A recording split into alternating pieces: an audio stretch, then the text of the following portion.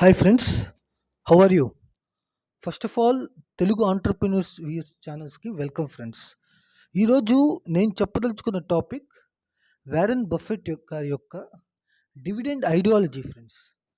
మీరు Warren Buffett గారి income చూస్తుంటే ఆయనకి డైలీ 275 crores టు 300 crores వస్తుంది ఫ్రెండ్స్. నేను చెప్పేది మంత్లీ కాదు, డైలీ. సో ఆయన ఎప్పుడు మీరు గమనిస్తే ఆయన రెగ్యులర్ ఇన్కము ఆయనకి దాని గురించి ఎప్పుడు ఆలోచించాను ఫ్రెండ్స్. ఆయన ఆలోచించేదంతా తాను ఇన్వెస్ట్ చేసిన స్టాకు 100x గ్రోత్‌కి వెళ్తుందా లేదా అనేది మాత్రమే అది ఆయన పట్టించుకుంటారే తప్ప తను ఇన్వెస్ట్ చేసిన స్టాకు రెగ్యులర్ ఇన్కమ్ వస్తుందా లేదా, డివిడెండ్స్ ఇస్తున్నాయా లేదా ఆయన అస్సలు పట్టించుకోరు. ఓకే. ఎందుకంటే ఇప్పుడు ప్రతి ఒక్కరు రెగ్యులర్ ఇన్కమ్ అంటే ఇప్పుడు మనకు ఎవ్రీ మంత్ 10,000 ఒకవేళ రెగ్యులర్ ఇన్కమ్ డివిడెండ్ ద్వారా ఏదైనా వస్తూ ఉంటే ఒక 30 ఇయర్స్ తర్వాత అదే 10,000 మనకి ఏమని సరిపోతుంది.